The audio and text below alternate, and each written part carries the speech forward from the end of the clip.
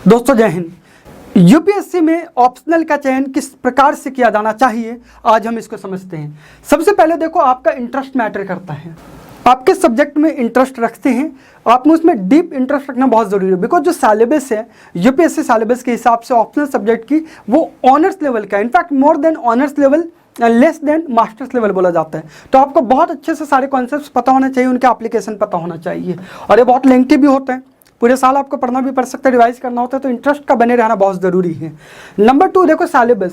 कुछ सिलेबस ऐसे होते हैं जैसे फिलोसफी बहुत छोटा है, और कुछ सिलेबस ऐसे होते हैं जिनमें बहुत ज़्यादा पढ़ना पड़ता है, बहुत ज़्यादा मेहनत करनी पड़ती है, जैसे मैथमेटिक्स, ओके, या हिस्ट्री को भी कई बार वास्ट सिलेबस माना जाता है। ट्रेंड साथ में क्या चल रही है, बिकॉज आप देखोगे यूपीएससी के अगर आप पेपर एनालाइज करो, मार्क्स एनालाइज करो, तो कुछ सब्जेक्ट ऐसे होते हैं जिनमें कंटिन्यूस टाइम से नंबर नहीं आ रहे होते। जैसे कि एक एग्जांपल के लिए अगर मैं आपको बताऊं तो पब्लिक एडमिनिस्ट्रेशन एक ऐसा सब्जेक्ट है जिसमें 2011-12 से बाद से लेकर के 2017-18 तक कोई भी अच्छे मार्क्स नहीं आ पाए ऑप्शनल के अंदर। इनफैक्ट जो कैंडिडेट 300 के आसपास स्कोर कर रहे थे वो 117-118 पर सीधे पहुंच गए।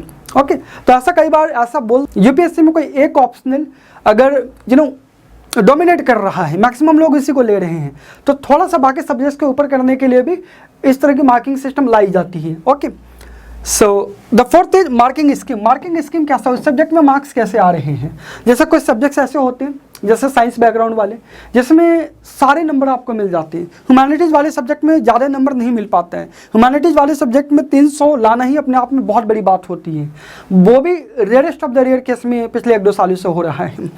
लेकिन कुछ सब्जेक्ट हैं जैसे मैथमेटिक्स या साइंस बैकग्राउंड के या केमिस्ट्री, वहाँ पर इतना स्कोर करना थोड़ा सा कंपैरेटिवली ईजी हो जाता है। और इसके साथ में सब्जेक्ट नॉलेज, आपके सब्जेक्ट में अभी कितनी नॉलेज है। ओके, आप देखो अगर कोई सोशियोलॉजी लेना चाहता है, बहुत अच्छा सब्जेक्ट है, लेकिन आपका उसमें क्या, आपने सिलेबस को देखा है क्या, आपने उसको कहीं पहले पढ़ा हुआ है क्या, या सिंपली आप सुनने के बाद उसमें जा रहे हो। पहले तो आपको देखना पड़ेगा कि आपकी कितनी नॉलेज हो उसमें, उस बेसिस पे आपको फिगर आउट करना है।